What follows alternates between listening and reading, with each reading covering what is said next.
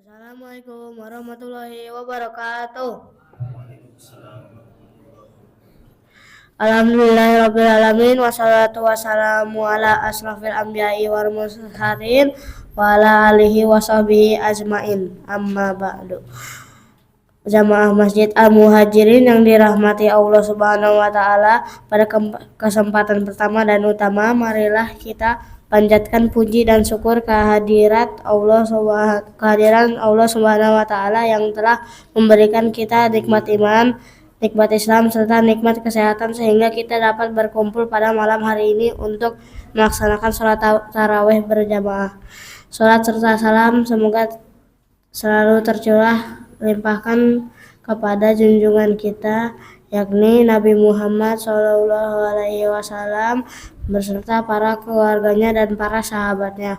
Semoga kita semua yang hadir pada malam ini mendapat syafaat beliau di akhir zaman nanti. Amin. Untuk memberikan keberkahan pada malam ini, marilah kita membuka dengan bacaan basmalah bersama-sama. Bismillahirrahmanirrahim. Pada malam yang penuh berkah ini, yang akan memberikan ceramah sekaligus sebagai imam sholat tarawih adalah Bapak Ustadz H. Rahmat Sunarwan, SHG. Alhamdulillah beliau sudah berada di tengah kita. Untuk itu kami persilakan kepada beliau untuk memberikan ceramah sekaligus menjadi imam sholat tarawih. Demikian disampaikan. Terima kasih atas perhatiannya dan mohon maaf apabila ada kesalahan. Wassalamualaikum warahmatullahi wabarakatuh. Bismillahirrahmanirrahim. Assalamualaikum warahmatullahi wabarakatuh.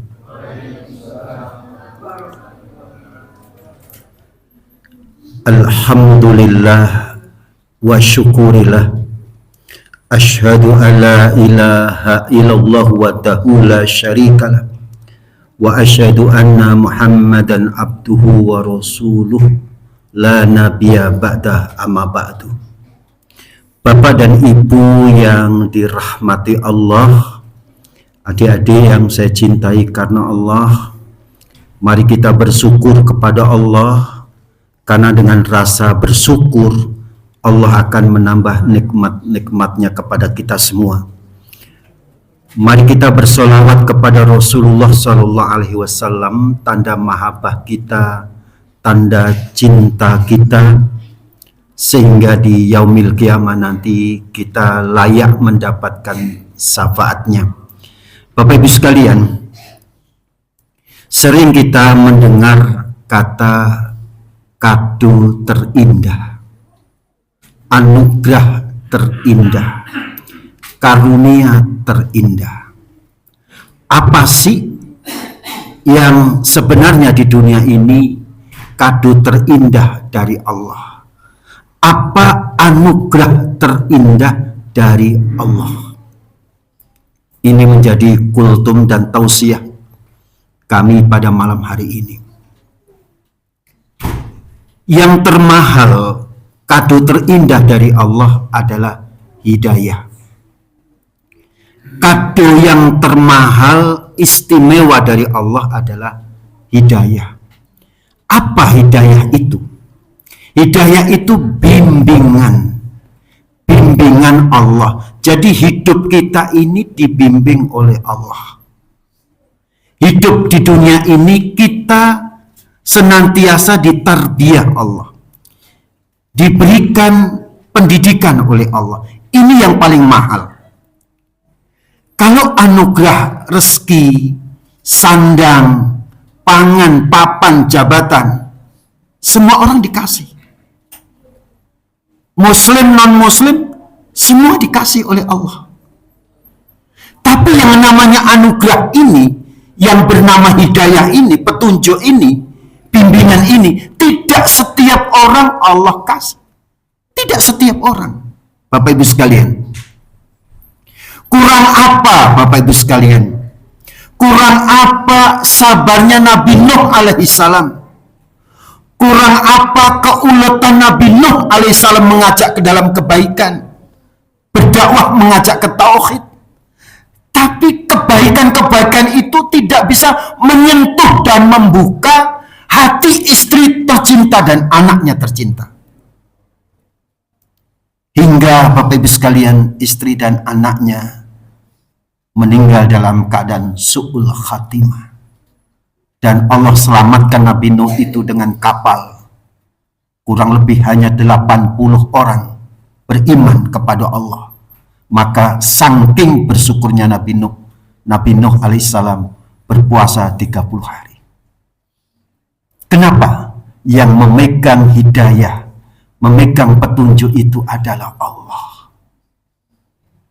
Kurang apa cantiknya Asia istri Fir'aun. Bukan lagi cantik Bapak Ibu sekalian, cantik. Kalau cantik biasa. Asia istri Fir'aun cantik. Artinya melebihi dari cantik. Maka ibu-ibu, ketika ibu-ibu nanti masuk surganya Allah, bukan cantik lagi, cantik. Maka saya doakan Bapak Ibu sekalian, kalau kita punya anak laki-laki, Bapak Ibu semoga dikaruniai menantu wanita 3S. Sabar, solehah, cantik. Menantu kita cantik. Kalau kita punya putri, semoga Allah kasih menantu laki-laki 3T. Takwa, tampan, tajir. Tajir. Wah, kalau kita punya menantu ini Bapak Ibu, dunia dan akhirat. Bapak Ibu sekalian, kurang Pak Asia kelembutannya, pelayanannya, taat pada suaminya Fir'aun. Kesabarannya, cantik hatinya, cantik perangainya, cantik akhlaknya. Nggak bisa membuka dinding-dinding hati Fir'aun. Sampai Fir'aun itu mati dalam keadaan gelagapan air. Kenapa? Allah nggak ngasih hidayah. Allah nggak ngasih bimbingan. Tetapi ada seorang sahabat Nabi, bukan keturunan bangsawan, bukan keturunan orang kaya raya, budak, miskin, melarat, hitam, legam, negro, tetapi Allah kasih hidayah sampai ketika menjelang berwudu dengan Rasulullah mengatakan, ya Bilal, sepatumu sudah dicetak di surga. Hidayah itu Bapak Ibu tergantung kehendak Allah. Apa ukuran-ukuran seseorang itu hidupnya dibimbing oleh Allah? Karena hidayah ini milik Allah semata Bapak Ibu sekalian. Dan kalau kita ingin menginjakkan kaki kita di surganya Allah, modal utama hidup kita itu dibimbing oleh Allah, diberi hidayah oleh Allah. Apa barometer seseorang itu hidupnya dibimbing oleh Allah? Yang pertama, Allah merekam surat Al-An'am ayat 125, yasrah sadrahu lil Islam. Ciri orang yang dibimbing oleh Allah itu mudah beramal soleh Islam, mau menerima Islam, mau beramal soleh sesuai dengan syariat Islam.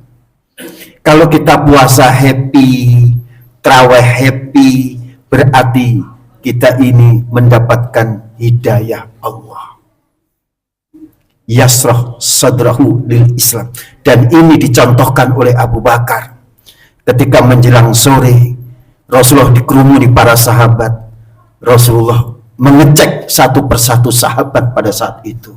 Siapa yang tadi pagi berinfak? Semua sahabat terdiam. Abu Bakar mengatakan, saya ya Rasulullah. Siapa yang tadi pagi menengok saudaranya yang sakit? Saya ya Rasulullah, kata Abu Bakar. Siapa yang tadi pagi memandikan jenazah, mengkafani jenazah, mensolatkan jenazah, dan mengantarkan jenazah ke liang kubur? Kata Nabi. Semua terdiam. Saya ya Rasulullah, kata Abu Bakar. Nabi melangkah 2 langkah memegang pundak Abu Bakar.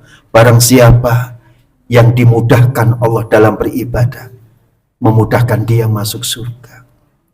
Yasrah sadrahu lil Islam, mudah mengamalkan Islam, mudah beramal soleh. Kalau kita berinfak mudah, ibadah mudah, puasa senang, itu berarti kita diberi hidayah oleh Allah. Yang kedua, barometer seseorang hidupnya dibimbing oleh Allah, orang yang istiqomah di dalam kebaikan. Dan ini yang sulit Bapak Ibu sekalian. Ada masjid sampai dibuatkan tenda untuk hari pertama, kedua di bulan Ramadan, tarawihnya. Tahu-tahu di bulan kelima penuh sih, penuh nyamuk. Berarti nggak istiqomah. Istiqomah. Allah merekam di surat Al-Ahqaf ayat 13. Innal ladzina qalu rabbuna wa summastaqamu fala khaufun 'alaihim wa lahum yahzanun. Orang-orang yang mengatakan Rabb kami Allah, Tuhan kami Allah, pendidik kami Allah, pemberi rezeki kami Allah, fala khaufun 'alaihim wa lahum yahzanun. Mereka enggak nelongso hidupnya, enggak khawatir, enggak was-was, karena senantiasa dijaga oleh Allah, dan enggak takut ketika sewaktu-waktu menghadap Allah. Bapak Ibu sekalian, ada orang barat mengatakan life is never flat. Hidup itu tidak datar. Hidup itu tidak datar. Kadang kita dapat rezeki banyak, kadang kita dapat rezeki sedikit. Kadang anak-anak kita nasihati mudah masuk, kadang-kadang anak kita sulit kita nasihati. Kadang-kadang istri kita mudah kita ajak ke dalam kebaikan, kadang-kadang banggel kalau orang Jawa bilang. Bikin teh manis, tapi nggak manis, yang manis senyumnya. Kadang-kadang saking senangnya istri manggil ayahnya, manggil suaminya, Iyang. Kadang-kadang suaminya manggil istrinya, Iyang. Saya walaupun sudah tua diajari oleh anak-anak saya. Anak saya yang pertama itu kalau manggil istrinya Beb. Beb. Yang kedua, anak saya kalau manggil istrinya Iyang. Iyang sedang di mana? Yang sedang drop, yaitu Iyang. Life is never flat. Hidup itu tidak datar. Kadang kita semangat ibadah, kadang-kadang malas. Dan itu perlunya istiqomah. Dan orang yang istiqomah, Bapak Ibu sekalian, itu nggak mau keluarganya, di antara keluarganya itu tercecer masuk neraka, nggak mau dia.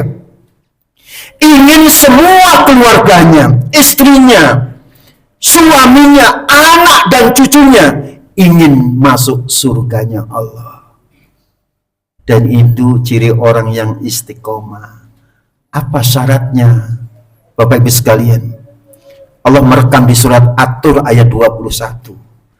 Walladzina amanu wattaba'athum dzurriyyatuhum biimanin. Orang-orang yang beriman dan anak cucu mereka yang mengikuti keimanan orang tuanya, alhaqna bihim dzurriyyatahum. Nanti kami masukkan dia bersama anak cucunya di surganya Allah. Jadi Bapak Ibu, kata Imam Ibnu Katsir itu sampai dikatakan reuni di surga. Jadi kita bisa ketemu nanti dengan Bapak Ibu kita almarhum, almarhumah. Kita bisa ketemu dengan anak cucu kita, walaupun cucu kita nggak pernah kita lihat. Asalkan apa? Imannya sama, sama-sama muslim. Dikumpulkan di namanya surga Aden. Yang terakhir Bapak Ibu sekalian, ciri khas barometer seseorang itu mendapatkan bimbingan Allah. Yang terakhir, mau mendalami Islam, mau belajar Islam. Fa'lam annahu la ilaha illallah, kata Allah. Pahamilah kalimat tauhid la ilaha illallah. Pelajari tadabbur kalimat la ilaha illallah, tiada Tuhan selain Allah. Bapak Ibu sekalian, orang yang berilmu itu akan diangkat derajatnya oleh Allah. Orang yang berilmu itu akan mudah masuk surganya Allah. Bapak Ibu sekalian, kita harus bercermin kepada Imam Abu Hanifah, ulama fikih, ulama besar, jenius, hafal Quran, hafal hadis. Siapa yang tidak kenal dengan Imam Abu Hanifah? Imam Abu Hanifah itu pun masih belajar dengan tukang cukur rambut di Masjidil Haram. Ketika Imam Abu Hanifah melaksanakan umrah, dan rukun umrah itu yang sempurna, tahallul, memotong sebagian rambutnya atau membotakin semua rambutnya. Ketika sudah usai, Imam Abu Hanifah tergopoh-gopoh keluar dari Masjidil Haram mencari tukang cukur. Setelah ketemu dengan tukang cukur, Imam Abu Hanifah bertanya, "Wahai Bapak tukang cukur, kira-kira saya membayar berapa? Saya ingin tahallul, memotong rambut saya ini." "Engkau kan ibadah, umrah itu ibadah, haji itu ibadah. Maka saya memotong rambut orang yang umrah pun saya niatkan ibadah. Kau kasih saya terima, enggak kasih enggak masalah." Imam Abu Hanifah duduk. Setelah duduk, Imam Abu Hanifah bertanya, "Bapak, memulai rambut yang sebelah kiriku atau belakangku ini atau sebelah kananku?" Tukang cukur mengatakan, "Bukankah Rasulullah mengajarkan kepada kita kebaikan-kebaikan itu dimulai dari kanan?" Kaget Imam Abu Hanifah. Ketika Imam Abu Hanifah duduk dipotong rambutnya, Imam Abu Hanifah menikmati. Tapi dipegang punggungnya, "Pak, kenapa diam? Kenapa Bapak diam? Bukankah Rasulullah mengajarkan diamnya seorang muslim itu berzikir, beristighfar?" Kaget Imam Abu Hanifah. Setelah usai, Bapak Ibu sekalian yang dirahmati Allah, Imam Abu Hanifah bertanya, "Bapak, saya banyak belajar sunnah dari Anda. Kira-kira Anda itu belajar dengan ulama siapa?" "Saya belajar seorang ulama besar, Atha bin Rabi'. Dan saya kalau tidak mencukur rambut, saya keluar dari Masjidil Haram ini untuk mencari ulama-ulama yang ada di Masjidil Haram ini." Bapak Ibu sekalian, kita bersyukur hidayah petunjuk ini sekarang diberikan oleh Allah yang ada di Inggris. Orang-orang Inggris sekarang kalau ada bayi lahir, menurut seorang wartawan Inggris namanya Melanie Gift, sekarang di sekitar istana Inggris setiap bayi lahir diberi nama Muhammad. Berabad-abad keraton istana Inggris milik Charles itu sekarang belum pernah ada orang berbuka puasa. Kemarin diundang di istana dan gema adzan berkumandang di istana Inggris. Dan ada penelitian dari Universitas Oxford di London mengatakan mungkin 20 tahun ke depan Inggris ini akan banyak orang-orang muslim dibandingkan agama lain. Hidayah milik Allah dan kita bersyukur kepada Allah.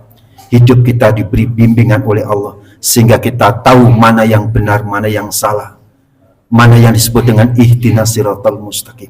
Semoga kita semua sampai akhir hayat kita senantiasa dibimbing oleh Allah, kita meninggal dalam keadaan husnul khatimah. Kurang lebihnya mohon maaf. Wassalamualaikum warahmatullahi wabarakatuh.